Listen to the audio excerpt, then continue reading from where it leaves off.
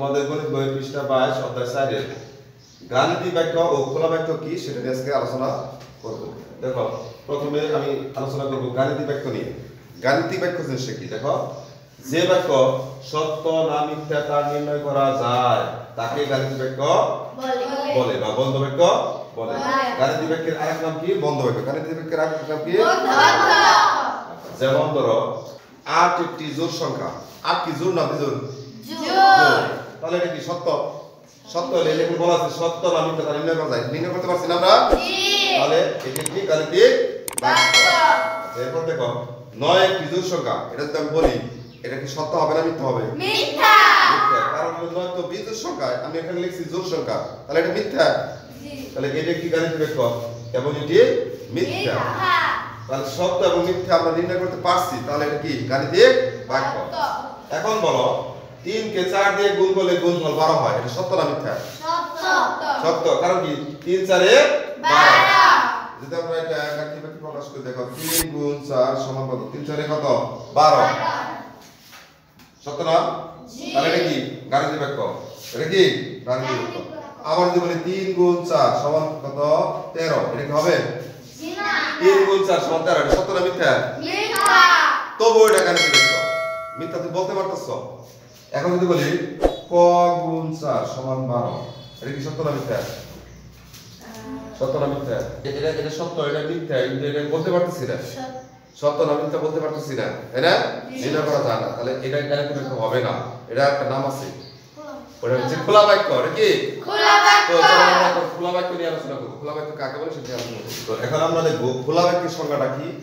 যে বাক্য সত্য না মিথ্যা তা নির্ণয় করা যায় না তাকে খোলা বাক্য বলা হয়। সত্য মিথ্যা নির্ণয় করা যায় না, সেটা হচ্ছে খোলা বাক্য।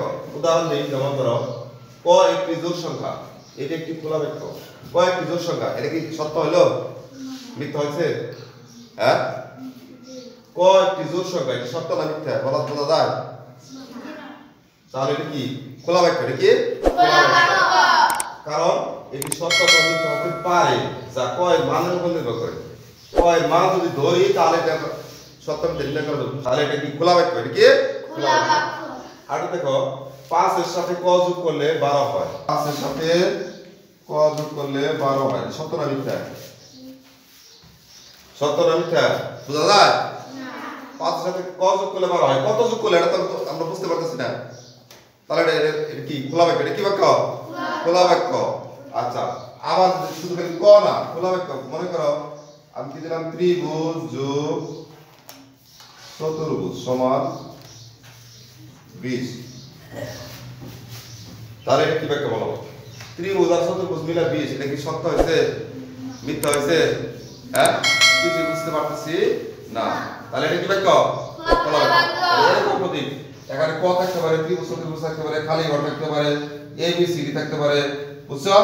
যাই থাকুক, এগুলোর মান তো আমরা জানি না। মান যদি জানি তাহলে আমরা কি জানলে ওটা কি বাক্য? গাণিতিক বাক্য হয়ে যায়, তাই না?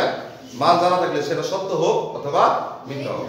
তাহলে গাণিতিক বাক্য এবং খোলা বাক্য সম্পর্কে তোমাদের ধারণা স্পষ্ট হয়েছে? বুঝতে পারছো? জি।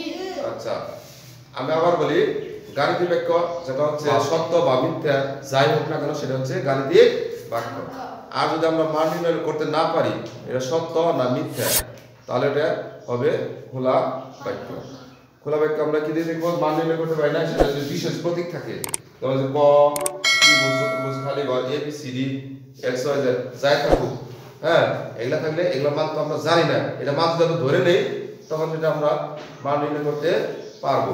যেমন ধরো এখানে বলা আছে 5 যোগ ক সমান কত? 12। এখানে 5 ক করে যদি আমরা দিই 5 যোগ 7 কত হলো? 12। তাহলে এটা কি সত্য না?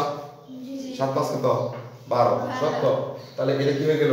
আমাদের গাণিতিক বাক্য হয়ে গেল। কিন্তু এটা কি ছিল? খোলা বাক্য। এটা কি ছিল? খোলা বাক্য। তাহলে গাণিতিক বাক্য খোলা বাক্য বুঝতে পারছো? জি। ধন্যবাদ সবাইকে।